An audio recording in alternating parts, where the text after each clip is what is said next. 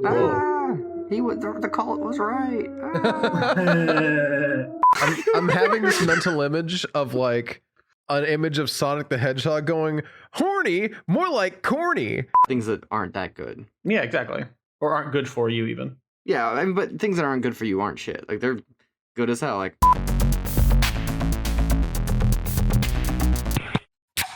Ooh. That was wow. That was. So I've been trying harsh. this new thing recently. I was angry. Where instead of going like break the seal and then pop it open, I try and do it all in one go just to see what'll happen. And so far, what I've found is I get seltzer on my face. But the can sound is so different. It's violent. It's a violent sound. It is. It's not a pleasant experience sounding. However, I still like it, and that is my intro to lemon lime sparkling water, which is just divine. You know what? Fair enough. Yeah. So I don't know what else to say about it. It's just really tasty, and it is one of the sweeter options I think I've come across. Either that, or I'm just getting more used to it now. Incredibly pleasant though. 10 out of 10. Would recommend if you want. What did Jeff call it yesterday? I think he called it Quiet Sprite. No, Quiet 7-Up is what he called it. It's right, like 7-Up just turned down, and I'm like, oh, so Sierra Mist. And no, that's lower even. What is Sierra Mist anyway? I don't know that anyone knows. Like, I don't know. Well, it's it's one of those lemon lime sodas, so it's Sierra Mist, and then there's 7-Up, and then there's Sprite. The three parts you know of the what I think it is, actually? It's ringing a bell now. So, Sprite is obviously made by Coca-Cola. 7-Up is made by 7-Up, and Dr. Pepper is Sierra the Mist is company. Pepsi, yes. Yeah, and I feel like, I don't know that much. But the reason I'm going to say that it's important is because I feel like lemon lime soda by Pepsi, no matter what it is, it's going to get overshadowed by Mountain Dew. Yeah, oh yeah, no, that's super true. Good luck selling somebody Sierra Mist and Mountain Dew, you know? I hate whenever anyone talks about Mountain Dew and 7-Up in the same sentence like they're comparable sodas. Not even a little bit. I don't care that 90% Mountain Dew is and technically a citrus soda, right? I don't care that that's technically its flavor. Its flavor is sugar and green with a lemon finish. That's what it is. And that's fine. Mountain Dew owns what it is. I won't fault it for knowing what it is and standing by it. It's for gamers. But don't lie to me. Don't tell me that this stupid soda is anything on the lemon lime soda spectrum. It sits above it as like, hey, I could be like you, but I'm not, and that's it. Or not above, but separate. No, I think it's above personally. Yeah, even if I it like doesn't... a good like Sprite, but I would take a Mountain Dew over a Sprite most of the time. Personally, yeah, I'm not a huge Sprite fan. I don't know. I feel like not the older 7-Up fan either, or Sierra Mist, but I feel like the older I've gotten, the more I've been like, you know what, just give me a Sprite. I don't know why. That's fair. I think the older I've gotten, the more I've been like, just give me a water. I mean, that's also true. Like, I just been like, eh. Also, I'm not necessarily even on principle, but like, I don't know about you guys, but I rarely, if ever, pretty much never, unless it's like, they're like, it's free, do I get like a soda of any sort when I'm out to eat? A lot less than I'll sometimes get a Coke, but that's about it. No, I'm with you. If I'm going to pay for a beverage, I tend to go with flavored teas anymore. Otherwise, I just like lemon water. I would go with a Coke over a flavored tea in general, like on an average, just because I feel like for most places, a Coke is going to be cheaper. Like generally, I feel like if you go out and you get a flavored tea and that is like part of the thing you are getting, it's going to be a little on the pricier side. Not necessarily pricey, but pricier. See, my thing back in the day, Jackson probably might remember this. I remember. We would go to Cheddar's. Yeah, and they had this thing where they had the flavored teas were like $2.50, almost $3. But and they had fruit in them too. Like it was fruit, like syrup in there and like all kinds of stuff. But there were chunks of fruit. But you got free refills on these bad boys. So my whole game plan was to see how many teas I could drink in a visit to Cheddar's. Now the main problem being the servers aren't going to bring you teas very quickly. So every single time someone brought me one, I'd be like, hey, can I order my next tea? And they're like, yeah, what do you want? And you could mix and match the flavors. There were like 4 flavors and you could do like, well, I mean, if you want to do a mango raspberry, we can do that. So I started like just doing stuff with it. And my top that I managed to do was 6 teas. That's not bad. Yeah. And that's when I was too full to drink anymore. and also I had to go to the bathroom very terribly. I think 6 teas is a respectable number of tea. I think it's a lot. Personally, I think it's too much, Definitely but you know, too many for unless you were specifically trying to drink as much as possible. That's a little bit beyond the reasonable realm. I would agree. But you know, more power to me. I managed to do it back when I was a teenager. Anymore, I tend to go for beverages that are really neutral flavored, though, just because I really enjoy having things that don't compete with the food too heavily, unless I know something will complement it. Fair enough. I just like water. Like I feel like that's the kind of my crux there is like, why would I pay $3 for a Coke that I like way less than I like to drink water? No, I think it's super valid. Not my thing personally by any means. But I totally like that's a really good reason to only get fucking water. Yeah, like I could pay for something else, but I don't even like it as much as I like. Like I don't really like drink like sodas ever. So I'm like, man, I go through cycles. Would rather just get water. Like the moon. Like the moon, yeah, dude, exactly. Sometimes I will be like, yes, I will drink whatever soda you put in front of me, and then for like a couple of months I'll be like, no, I'm good on soda, thank you, and then I'll be back on my soda shit. So you admit the soda is shit? Generally, yeah, no, we got him. I don't think that's even. I don't listen. You can like things that are shit. Damn, you got me. Kinda. Not like actually shit, but like things that aren't that good. Yeah, exactly, or aren't good for you even. Yeah, I mean, but things that aren't good for you aren't shit. Like they're good as hell. Like corn dogs. Corn dogs are good for you. That's corn, dude. Corn's like a healthy, balanced part of your everyday diet that you should have. Dog. You trying to tell me that you want to live without dogs? I just really like that. That's a qualifier on the quality of something. Is it made of dog? Yes. Good things. Whoa! You're eating no. Corn is good. Dogs are good. Corn dogs are good. Yeah. Okay. It's not that deep, fam. We're not eating It's dogs. not made of dog. It's just dog. Screams for does not know. Well, we're talking about food. I'm a detour us into this weird little sub tangent that we're gonna go off on today our new that I'm really excited about. This had better not turn into a segment because I'll be miserable after the first segment. I'm totally okay with it becoming a running segment of we just rate things. We just arbitrarily ranking things based on literally nothing.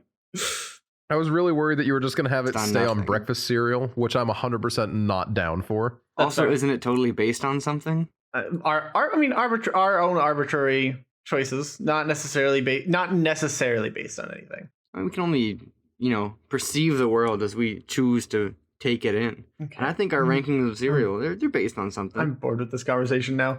Can we talk about cereal already? Yeah, okay. So right off the bat, I was very smart about this. And I Googled list of breakfast cereals. Ooh, I should do that too. That's a good wisdom. And the first result is Monster cereals, which is Count Chocula and Frankenberry. That's one category. I didn't know they were the same. I didn't know they were the same. Like they're not. Group. It's a line. It's Frankenberry. It's also the ghost one. Well, Blueberry, the picture only had. Okay, Chocula, yeah, I see the Yummy Mummy. Yeah, Blueberry. And Fruit Brute. I didn't know that was a. Yeah. So they just lumped all those under Monster cereals, which good for them, I suppose. Next up we have Pebbles cereal. So like these are categories. I'm not going to tolerate that. So we're going to ignore all of that. Special seasonal cereals out because they're seasonal. Pebbles because they're non-committal. There's only 2 types. It's fruity and cocoa. Get out of here. I guess there's the plain ones too that like don't have flavor. I gotta be honest, I don't know what to do with those. I'm literally just pulling up a list of. There's a list that some random person made that's the 50 greatest breakfast cereals of all time. I'm just going to go down that list. That seems like a lot easier. I'm not going to look at that because I want to talk about Apple Jacks. What do y'all think about Apple Jacks? I think they're pretty good. I like Apple Jacks. They're pretty good. Yeah, they're above average, but I'm not going to be like going and be like, ooh, give me some of them Apple Jacks. I would take them over most other cereals, but I don't like them that much. Yeah, that's fair. But I also think cereal is the weakest breakfast option available to anyone at any given time. I think there are exceptions, but I would agree overall. I think cereal is a snack food, not a breakfast food. You know what? I can back that. That is fair. I think cereal is a very good snack food. It's a good snack food. Like just even like dry out of the box, just like a handful of cereal in the kitchen. It's a good time. Damn right. But like it's also one of those things where like I know if I were to sit myself down with like a bowl of cereal and then just eat it, I'm gonna be like, man, I could go for like something actually real for breakfast. Like a single egg. You You know what? I can respect that. Man, but I also really do like my eggs. sweet bread breakfast sometimes. So, you know, is what it is. Although I will say, if we're going to enter a cereal into the eating it out of the box snack category, Cinnamon Toast Crunch is probably my favorite. Cinnamon Toast Crunch, I will agree, is a very strong contender for best out of the box like snack cereal. You know what? I'll say I like Apple Jacks more than Cinnamon Toast Crunch. Ooh. Okay. I think they've got that cinnamoniness that I enjoy, but they also have like the apple flavor, which is way underrated.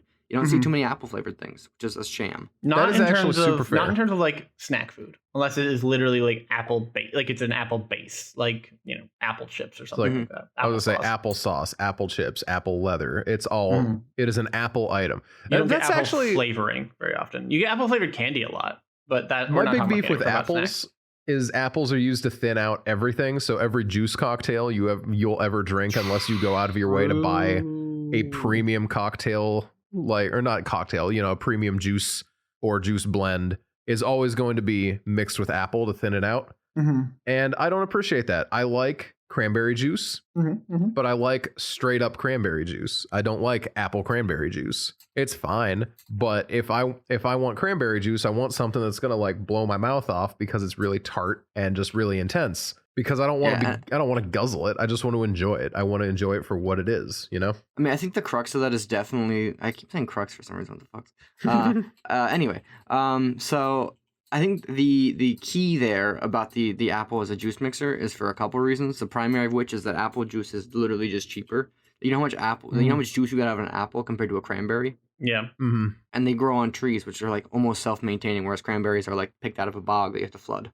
But also most like I would reckon that the biggest drinkers of juice within our society, children love juice. And who doesn't love you know, juice, I won't shame them for it, but I feel like a kid probably doesn't want to drink just 100% untainted cranberry juice. Oh, I would agree. I would heavily agree. They're 5. It's gonna kill them.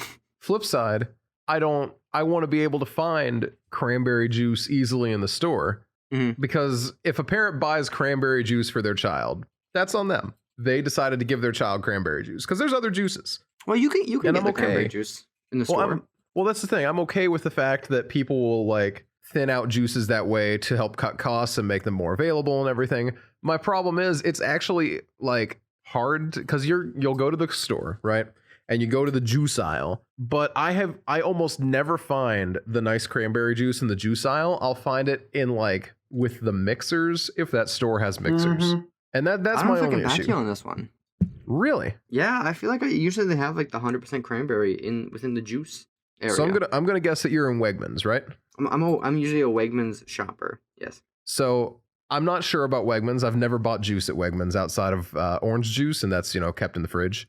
But when I would go to Walmart, the 100% juices were always in with the mixers. You know, your tart cherry, your cranberry, and your other. I'm sure there's other juices like that.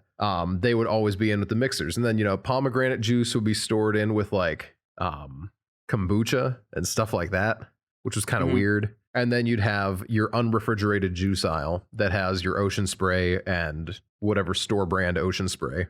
But I don't know. I never find the juice I'm after in the juice aisle unless I'm like, yeah, I want the grape cranberry cocktail. That's what I want today. You know. I feel like I don't drink juice by itself very often. I like juice. I like juice a lot. I drink orange juice every once in a while. Orange juice is hands down my favorite, just because you know there's certain foods that you'll like consume and you'll be like, I'm being healthy. Orange juice is kind of in that camp for me, where it's like vitamins. Look at me. I care about my health. Drinking orange juice. Wild. Look at me. No scurvy here. And that's they do call him No Scurvy Noah. Yeah, that's pretty much the entire experience for me.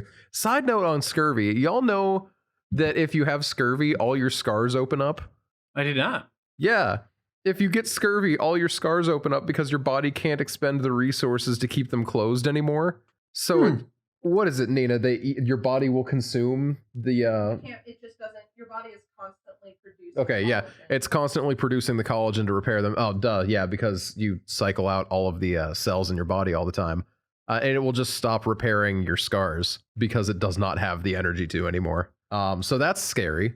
Yeah, I'm not a fan of that. There's scarier things about scurvy. I mean, sure, but scurvy as a whole is just terrible. Like the no teeth and dying. Yeah, the no teeth and dying thing is awful too, but like knowing that every scar on my body is also going to open up while I'm out here dying of scurvy, that's just a miserable time. That doesn't, obviously none of it was going to sound fun. I'm not saying that like, that doesn't sound fun at all, but like, that's awful. That's awful. I don't know.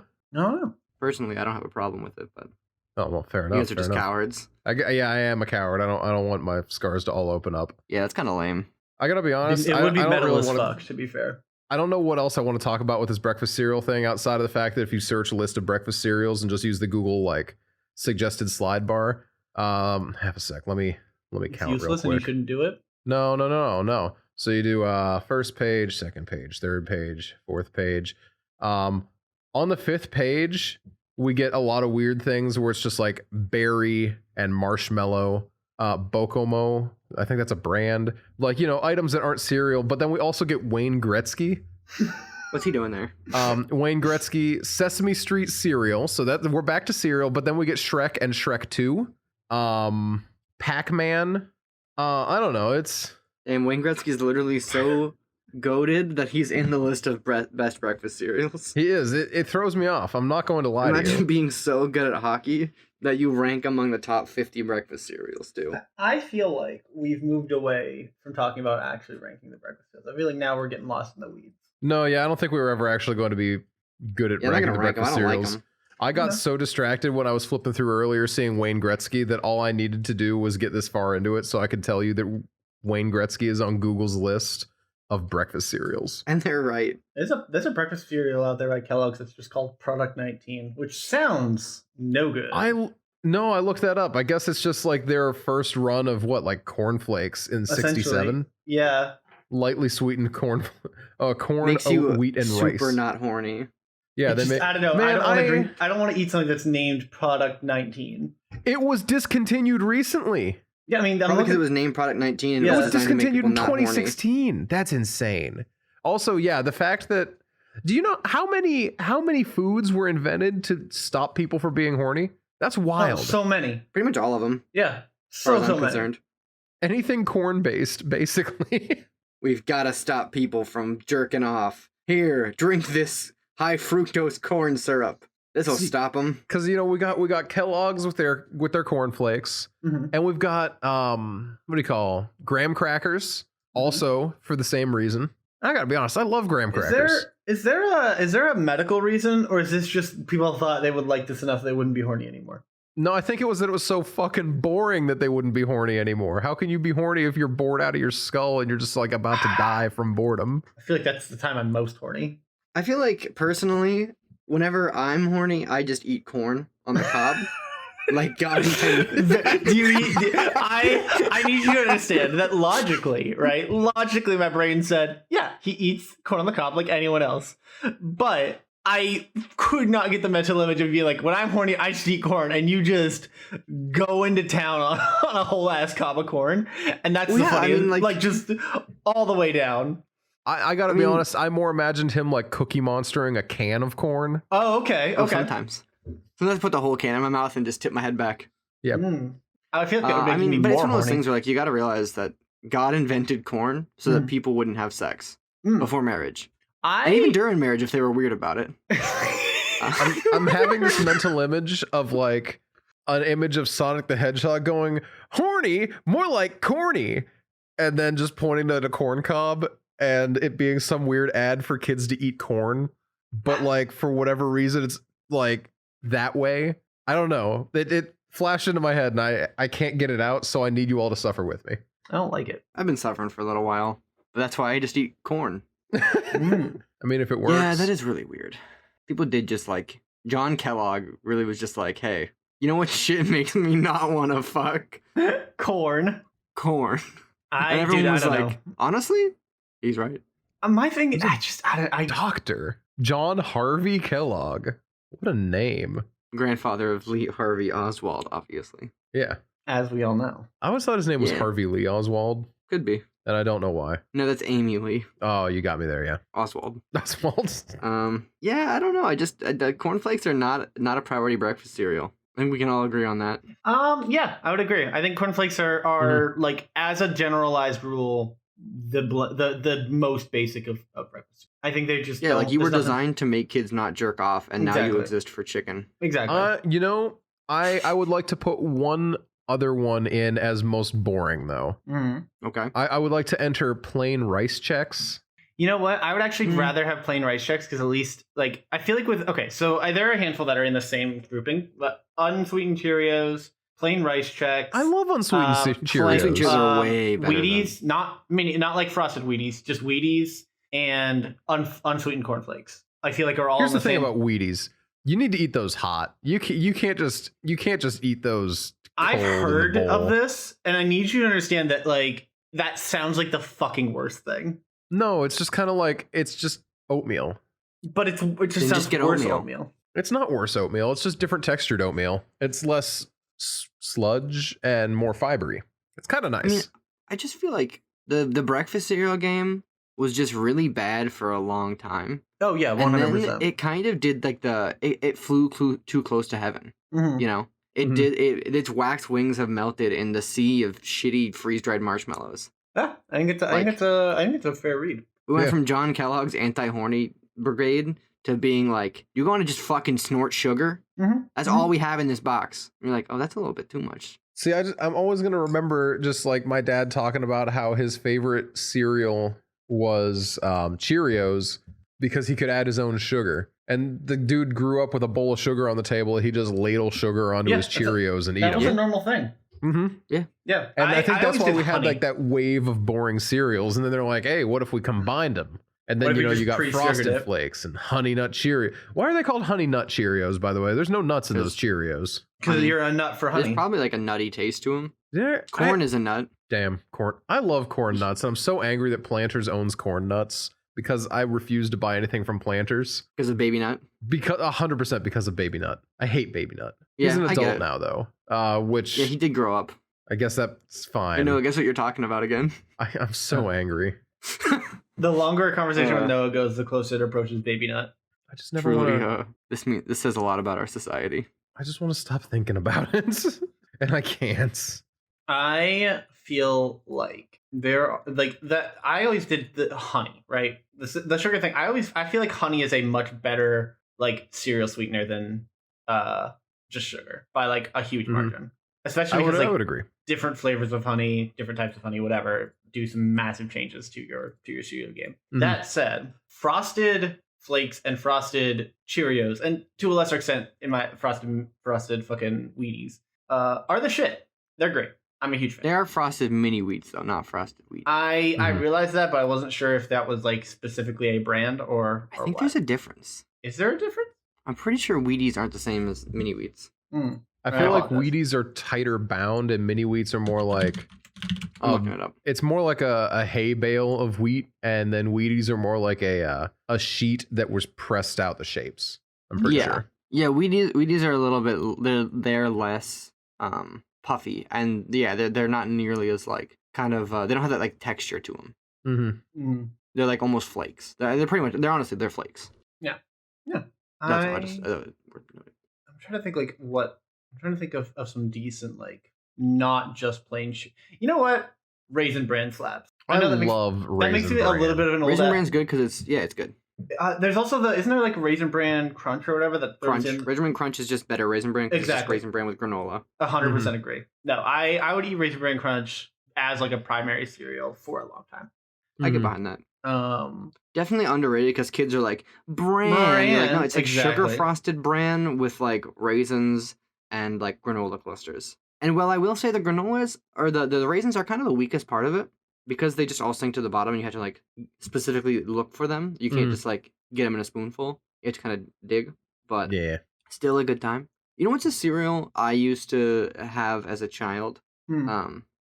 Like that my dad is like they grew up on. I don't know if this is like it's literally not a cereal. it's just rice in a bowl of milk with some sugar. Yeah, no, it's not. Yeah, no, it's not like a cereal, but it's good as hell. Yeah, it's just like and you just like warm it up a little bit, so like the rice is like a little bit warm, in like some milk with a little bit like sugar to taste, and it's pretty tasty actually. It sounds weird, but it's I would recommend giving it a try. I'm personally super just not on board with the idea of warm cereal, unless it is literally oatmeal. You can do it cold. Yeah, you don't have to do it warm. But yeah, we wouldn't like go out of our way to make like rice for it. But basically, like if we got like like when like Chinese takeout the night before, we would like, and there was some leftover like not fried rice, obviously, just like a good old rice. We would throw it in a bowl with milk and sugar. I mean, isn't that basically just Rice Krispies? I mean, kind of, yeah. It's just it's like instead of being you skip the crisp part. You skip the because like when you throw Rice Krispies back in a bowl, you're basically just rehydrating them. Pretty much. I mean, there's a little more to it, but not really. Well, yeah, but and it's kind of like the cereal doesn't get soggy. It's just because it's just rice. Yeah, it just turns into more like rice. It's like, well, it definitely sounds weird. I would I don't know if anyone else is familiar with this as a thing. I've never heard of it. But it's something that my dad has always eaten, and by proxy, my sister and I have had it as well. I'd be willing to try. I've never heard of that though. Yeah, if you ever have like leftover rice, it's just a good thing to do with it in the morning. That doesn't require any extra work really or anything. Like you don't have to like reheat anything. You just kind of throw the rice in a bowl with some milk and sugar. Nice. Well, you know. It's like because puffed rice is all Rice Chex is. Now, on the same hand, do you think you could put corn in a bowl and just eat that with some sugar? I don't think regular corn, but I would argue you probably could do it with some form of like cornmeal or something. No, see, I think you could do it for corn, but I don't think I'd like it. I think corn does not check the same box as rice does. No, not at all. Eating for breakfast. Yeah. Well, it's a carbs thing, right? Like corn flakes are out here dried up and crusted, and they're just carbs now. But corn is a little kernel of fruit, for a lack of a better word. It's a little like pop rather than it doesn't scratch the same itch, and it doesn't. It's I don't know that a bowl of corn with sugar in it sounds atrocious to me. A bowl of rice with a little sugar in it sounds distinctly less bad. Yeah, no, for sure.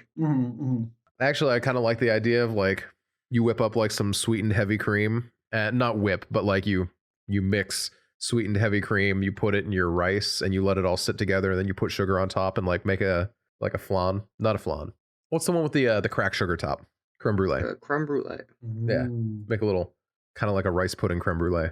That sounds fine. Yeah, I think rice is good with sweet things. I mean, yeah, like it's because it has such a basic, like there's nothing like flavorful about rice generally. It's so versatile. Yeah, like you can do it in like a rice pilaf, and you can do it in like anything else you can think of really. You can do it with like mochi, is just like glutinous rice flour. There's just so much possibility. Yeah. Rice has a lot of possibility to it. It's just a fun thing to play with. I got some rice flour to dust bread with because it doesn't burn as quickly as regular flour. So the theory is that your bread loaf comes out without being have toasted burned flour on the outside, which I'm really excited to use sometime, but didn't use for my last loaf. I just I winged it with a different method, which I did not care for as much. So you win some, you lose some. I don't really know where I was going with that, if we're being honest. I mean, I feel like we've pushed this cereal conversation as far as it's going to go. That sounds good to me. I beat Far Cry 5. Nice. Yeah. I gotta say, one of the worst endings. Right? Just not good. It's not satisfying at all. Full disclosure, this 35 minutes in the podcast, I'm gonna go into spoiler territory for a 4-year-old game. Yep. Yeah. Go for it. I'm happy to talk about this. We talked about it gently a little bit ago. Go jump to like near the end, because we'll probably talk about this for a hot minute. Yeah, the ending is just... I mean, I don't really have that much to say on it. I just think it's disappointing. Yeah, it's really unsatisfying. Because like the whole game, they're like, yeah, these guys are crazy. And at the end of the game, they're like, no, they're not. You're like, no, they still are. No, they weren't still are. right. They were just... Because the thing is, it would be like, man, they were right. Gon did these things. But instead it's like, hey, yeah, there's been a lot of like unrest in the world. And as a result, there was a nuclear war that just broke out.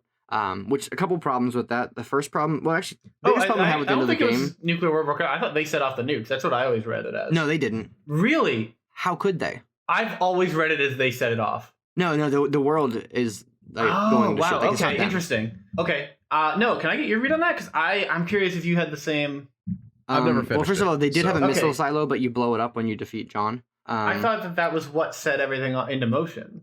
What? Like you fucking with the scenario in that way is what set. Like, oh no, it was a governmental thing. Interesting. Wild. Yeah, it was okay, like I international misread the politics. ending of that game completely. Yeah, no, it's not you. It's literally, and that's why, like, to me, I was like, they're not right, because it's not like he was right all along. It's just global political leaders blew up the planet. Interesting. Okay. And So like, it's kind of like how it would be like if, things went to shit and everyone was like, man, Ted Kaczynski was right. You're like, oh, to a degree, sure. But when you say any kind of blanket statement, you're always going to be right. And then, like, you know how many doomsday cults there have been throughout the last, since humans have been around? So many. One of them is going to be there when the world ends. And they're going to be like, holy shit, we were right. No, you're not. You're just the one that's still around. The rest of them already killed themselves. mm-hmm. I think it's also. Like, yeah. I always also thought it was just the state that went up in fucking a thermonuclear No, it's the world. holocaust. It's a Are you global thing. sure? Mm-hmm. I only know because I looked it up, and apparently the thing about the game is the radio. Like, if you listen to the news broadcast on the radio, it talks about how that's about to happen. Wild. It's like a U.S. North Korea That's type a thing. much. Which, I'll be honest. That's such a less interesting ending than they set up a nuke.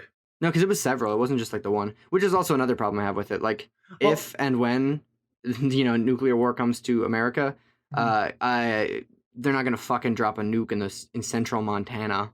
Well, I always assumed that when I played it, right? My understanding, and I'm not realizing it was completely wrong, was that because you fucking took out the silo, it fucking chain reacted into one nuke went off, and then everyone was almost Cold War style. One nuke went off in the middle of nowhere, sure, but then everyone was like, oh fuck, nuclear warfare, everything's going to shit. Oh no, because the silo was the first thing I took out in the game.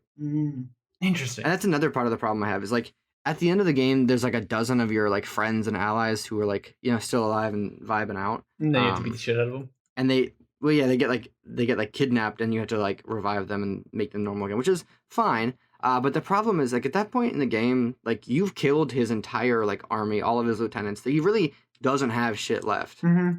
So, like, how you're telling me he rounded up like 12 of the toughest people in the county who have literally been kicking the ass of the cultists for the last forever and killed the main threats of the cultists, and then all of a sudden, with literally no backing or like troops or anything left, he gets all of them at once, conveniently, immediately, together at the same time, without killing any of them in the process. Like, that's bullshit. That's not how that happens. Let's see. Man, I am so much less.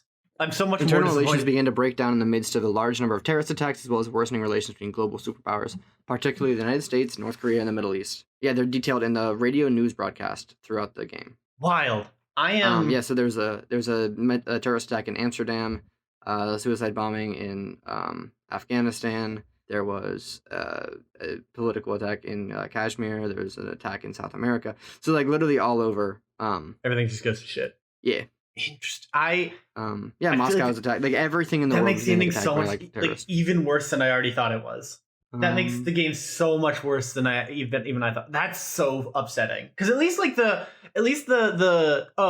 he set off the nuke. He said this was all going to go to hell, and like you directly, like, you're the reason it went off. That's at least a little bit of a, like, hey, if you just left well enough alone, none of this would have happened. But no, this is everything is fucked no matter what, and none of it matters because you don't matter.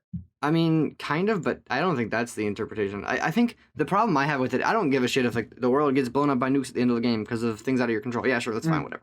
I just hate the way that the game's like, haha, he was right the whole time. This guy was right. You're like, no, he fucking wasn't. Yeah. You're telling me the president pushed a button that blew up half the world, and then the rest of the world hit a button that blew up half of the world, and you're telling me that this guy in Montana who's been shooting people and killing his own baby for years is right? Like, that's a terrible, like, note to end it on, to be like, yeah, this guy killed and ate one of his, like, war buddies and they were stranded alone in the wilderness. Be like, yeah, this woman literally drugs people to the point where they're, like, brain dead, and then uses them to kill other people who are trying to escape the cult's grasp. And then the other guy literally just carves things on your skin to skin you alive, and get the words off of you. And the leader, by the way, tells him to do all this and also killed his own baby with his bare hands. But he and was you know right who's right, and you know who's the good guy all along? He tried to warn everyone. Guy. Yeah, it's a really, like, bullshit ending. Now, granted, you're also getting that ending from the perspective of the like, you're being told that from the crazy guy. So, like, it's not necessarily right. And the fact that, like, as a player, you can be like, yeah, that's bullshit. That's another, like, part of it. But it's still, like, it's just kind of a lame note to end it on. Oh, super lame. Especially because of the way that they get. Because after the ending, I was like, oh, that's kind of weird. But, like, I'm going to boot it up and do, like, some, like, of the stunt runs and just, like, run around and play stuff. You load the game back up and nothing's changed and he's still dead. So like you load the game up, which like I don't know, like part in my brain I'm like, yeah, what if like actually the devs knew that was happening and it's supposed to be like a drug-induced hallucinogenic fever dream and you just kill him. That's what I also honestly. That was Yeah, one of the you other load the game reads back that I up and saw. nothing, and they're like, "Yep, Joseph's dead. You can keep running around the county though." You're like, "Oh, what?" Yeah, dude. Well, and what kind of sucks, right? Is at least for I assume 6 is going to continue it as well because it would be weird for them to just be like, yeah, Far Cry 5 never happened. But Far Cry, what is it? New Dawn, the one right after this. Yeah, that's like the sequel technically. The equivalent of like the Blood Dragon is like that. The sequel, but same map but different texture pack essentially. I heard New Dawn was not terrible from what I heard, and I do like that they just kind of were like they stuck by it. Like I appreciate that if they're going to do something crazy like, hey, we're gonna nuke the whole region, world, whatever, the whole world.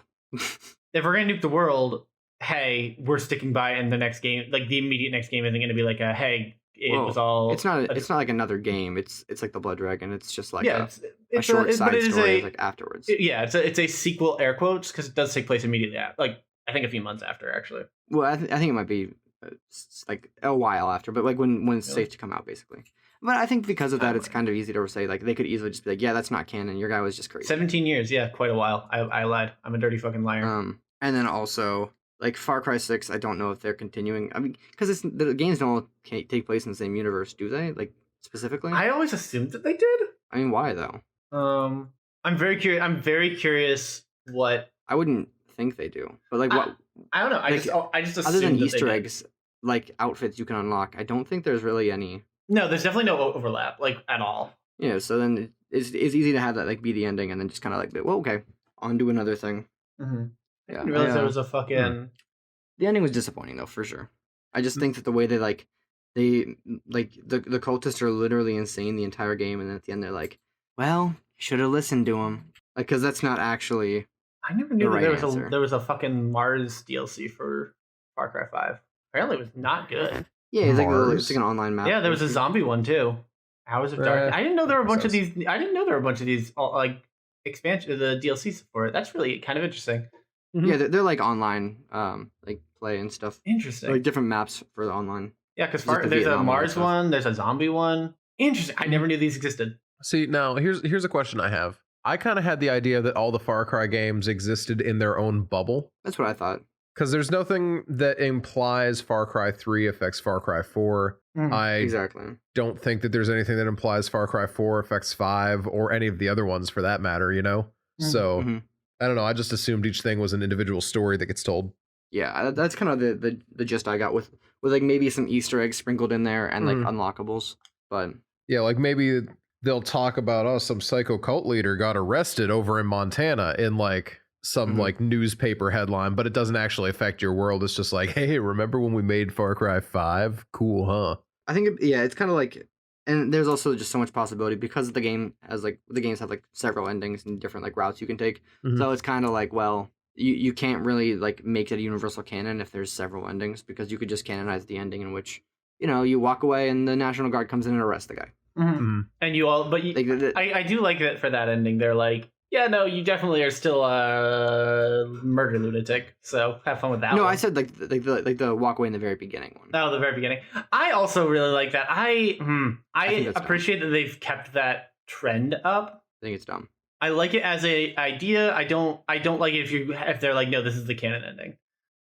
Yeah, but the thing is, if the games are to exist in the same world, that is the canon ending. That's fair. That's fair. I really enjoy the entire game from happening. No, you're good. It stops the entire game sequence from happening in both. Although in Far Cry 5, the game sequence doesn't really matter whether or not you have anything to do about it. I'm a big fan of games that have multiple endings where you can tell that there's a guiding hand of like, well, this is the canon ending though. You know what I'm saying? Like big eyebrow wiggle. Dragon Age is ripe with that because you play through those games and whatever other decisions you make, the core choice is, are you going to support the Templars or the mages? And that's like all three games so far, that has been the core split. However, you can really tell in Dragon Age Inquisition that it's like, what do you mean you didn't side with the mages? What do you mean you didn't do that? Because there's like events where like if you don't side with the mages in the first game, the events of the second game kind of make sense. But if you don't side with the mages in the second game, the game's basically like, hey, what the hell's wrong with you? That was the wrong choice. What are you talking? No. We're not doing that. And you like kind of get course corrected to the quote unquote correct option in the world canon. Yeah. Okay. I don't know. I think it's enjoyable in that sense because just to like, it's a fun experience. It's like you get to find out what the official ending of the game according to the developers is. Flip side, these are also games that specifically all tie together versus Far Cry, where there is no connection as we can see. Mass Effect is the same way, right? Like if you can absolutely have characters die earlier on in the game, and then like throughout the rest of the game, they're just like they just don't appear in the next few games, full stop. Which I think is very cool, first of all, but it also means that like there is the canon ending is distinctly you have everybody stay alive. Yeah, and it does take a little. He was the cult was right. Not really. There's just a fire. Yeah, that's loud. That's super loud. Yeah, it's right by my house. Yeah, it's pretty loud. Wild. I had my mic muted for a little while, then I decided to come back on and say something about the cult. I appreciate that because I figured. Don't worry, you gotta do it. You had to do it. Listeners, I'm okay. Good to hear. I'm glad you're okay. Is less okay. I said the listeners, Noah. Oh, not I'm sorry. Co-host. Listeners, Jackson's okay. Noah, do you think Jackson's okay? I don't know, Co-host, dude. I am here to tell you I'm okay. Oh, thank God. It's I was me, worried. and I'm okay. It is me, Jackson, your friend and co-host. I am okay. I am real. Hey, it's me, your brother. It's me, your cousin. Let's go bowling. Anyway, so Dragon Age. I've never played any of them. Yeah, is there a new one coming out? What are they on? How can I play? They're on games? 4. Let me double check when it's coming out because there's a lot of stuff talked about. Let's see. What are they? Can I get them on? Dragon Age 4. Our most recent news is from February. We don't have a release year yet. I thought it was supposed to be 2022. That's a while. It is. So what do they got? It's all EA. That's unfortunate. It is unfortunate. What ones are good? We won't have a release date announced until April of 2022. Yikes. I like the first one. Origins is an enjoyable game. Only issue with Origins is it doesn't play well on modern systems because it is built for systems with heavy limitations, and as such has like memory leak issues. They didn't have to worry about having so much memory to work with. Because it was a limited thing. They don't run well on multiple core CPUs. Dragon Age 2 is just not, it's the worst game of the series. It's still very enjoyable. I like it a lot. In the sense that I like where it sits in the story, but it's boring, repetitive gameplay, and it's a very tiny world compared to Origins and Inquisition. And Inquisition is a massive open world game where you just get to choose different things to do. Okay. Almost in any order that you really want to. The story kind of is as you choose it kind of situation. I really like that. I don't like open world games that much. But I do genuinely like the trend in open world games that things are going more towards, which is like obviously not originated in, but like the Breath of the Wild style, where like he's like, hey, there's a story. Yeah, it's hey, there. You can go anywhere on the map whenever you'd like. The scaling is based not on anything other than like your own ability to play and some of the things you unlock, which like Far Cry does, and like Far Cry 5 does really well, where it's just like. Doesn't yeah, these are like the 3 guys you got to go take out before you can fight the final boss. See ya. Pretty sure New Vegas does a similar thing where it's just essentially like I'm assuming you're talking specifically without like skills and level ups in general, but like it doesn't like okay, so Skyrim would be the worst example of this, right? Skyrim literally scales the entire game to whatever your level is, which is awful. I agree. There is a mod that changes that, and it is literally like for me a requirement because it's just not interesting if everything's just always going to be a little better or a little worse than you. It's just not fun. But if I remember correctly, sometimes you just want to step on people, and that's sometimes okay. you want to step on people, and sometimes you want people to step on you, and that's okay. I think New Vegas is one of the ones that like there are like areas that you're supposed to be in at different levels in the game, and there is there's a loop essentially that you make your first loop around the map. That you kind of have to go the long way around because the short way is full of death claws. But Beyond that, I think pretty much everything is just whatever level it is, and if you're outclassed, get fucked, nerd. You're outclassed. I believe. Yeah.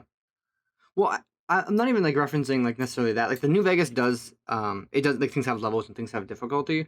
Whereas like in more like your Breath of the Wild type game, things there are some difficulty, but none of it is like everything is very beatable at a base level because the resources you find define how like powerful your character is more or less. That's fair. Same with like Far Cry. Like I beat Far Cry 5 with like the main gun I used was an LMG, and it's like the M60, and I got it in the first 20 minutes of my play.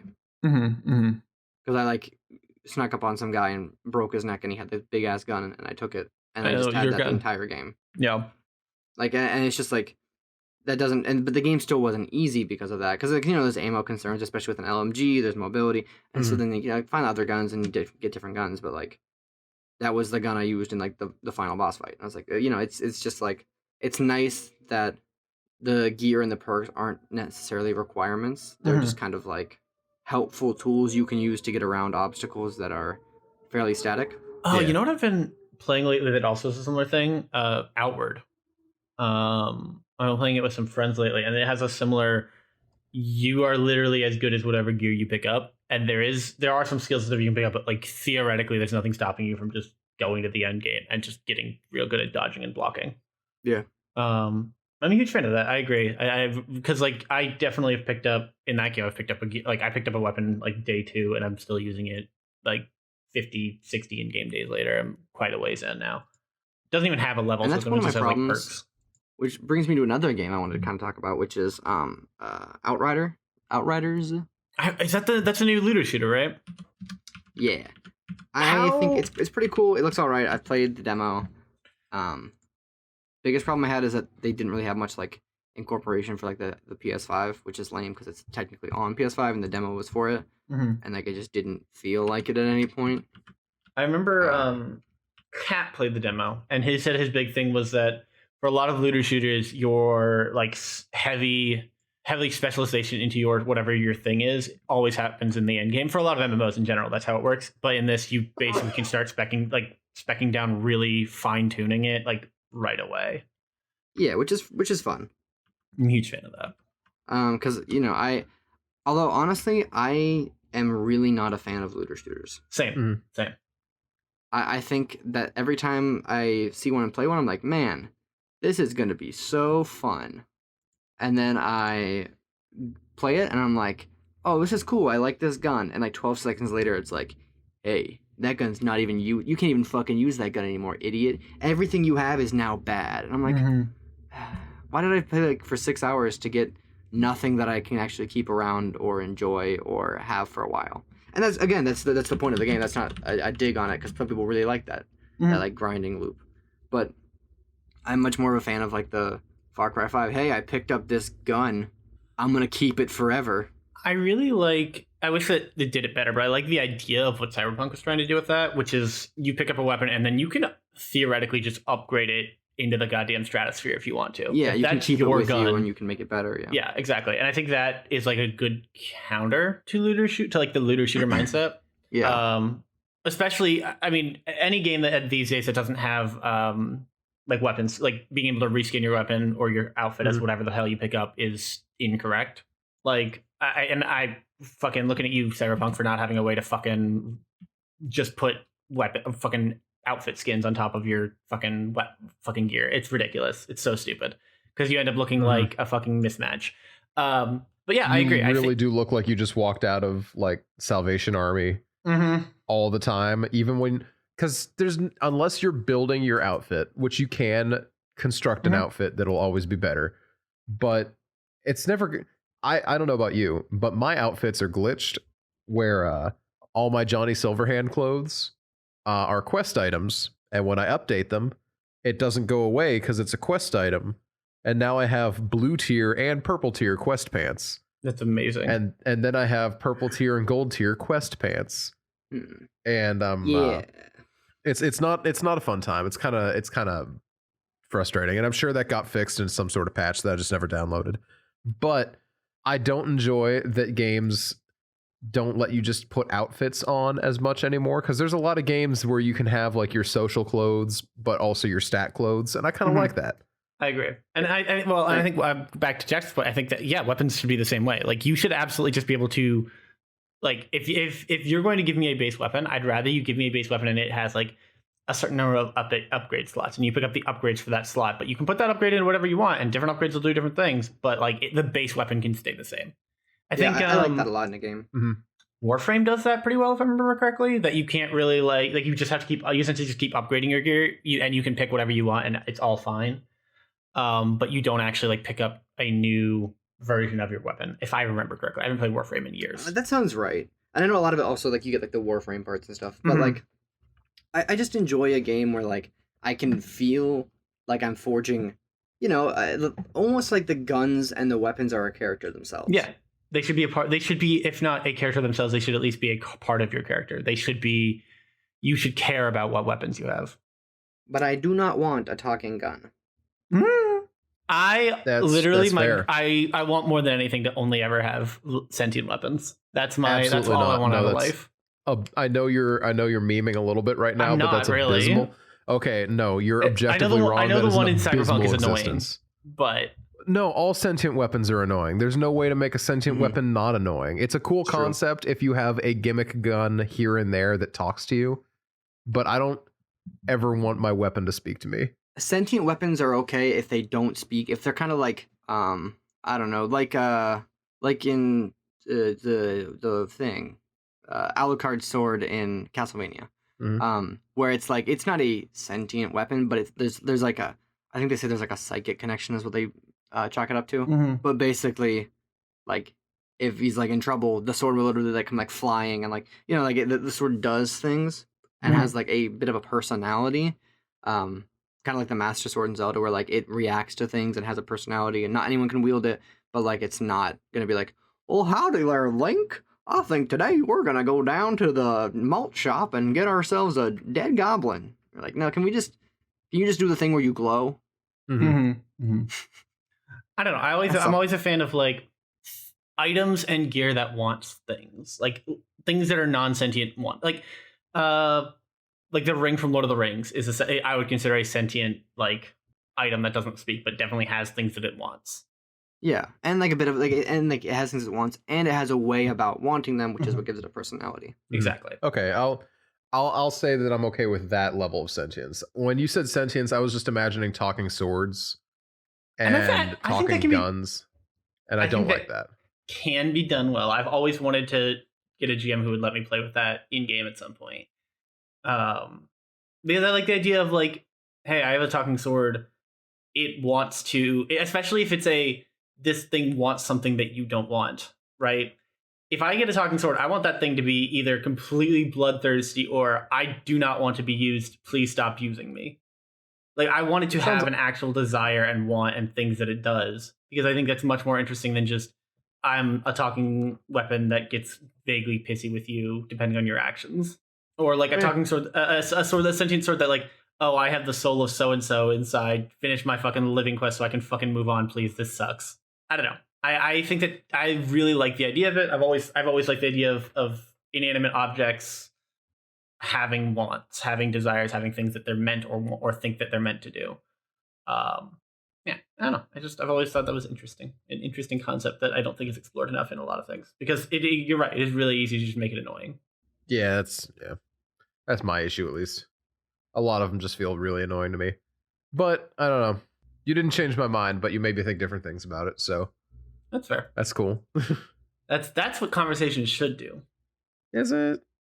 I don't know about that. Okay. Well. Anyway, today's the middle of the month, and that means that we have patron stuff to talk about. You know what that means, don't you? And what does that mean, Noah? You didn't need to be that weird about it. It means that we're saying hello to Edge, Bo, and Michael, our $5 tier patrons, who get to we say hello. Also, we have a new patron. We have a new patron this month. Shout out to Rosie. Thank you for patronizing our podcast. We greatly appreciate it. It means a lot. Yeah, appreciate it. Also, shout out to Cloud, Sam, Hi, and Emma. If y'all have something to say, please do let me know. And they all do. They all In one do. way or another. Hi Whether or not had we something. they say on the Didn't I podcast, say they got something something in to say. stream the other day that he wanted you to say? Oh, the Hi stream did chat? have something that he wanted you to say. Oh, it was me. Me? Okay. Keep messing Yeah, with me. here. Let me find it. Let's see. Here it is. That was it. It was just yeah. Hi says, make me a song boy. So yeah, if anyone I feel wants like we to should listen give to the no song context to Hi that. is, oh, I never want to give mind no then. context until it's done. Because I think that's much funnier. Well, keep your eyes open. There's context, and boy howdy, it's coming. It's gonna cross attack. What? Never mind. It doesn't matter. It doesn't make any sense at all. Anyway, you know the drill. It's Patreon at Off the Air, Facebook at OTA Podcast, and Twitter at The Off the Air. Once again, we are just slightly behind Joe Rogan in the star rankings. He's sitting there at what did I say? 4.8? No, he's 4.7. We're both sitting here at 4.7. If we get a couple more 5 stars, then we can jump up, I don't know, 4.8, 4.9. We can beat Joe Rogan. That's the point. OTA podcast officially better than Joe Rogan. Exactly. So help us beat Joe Rogan.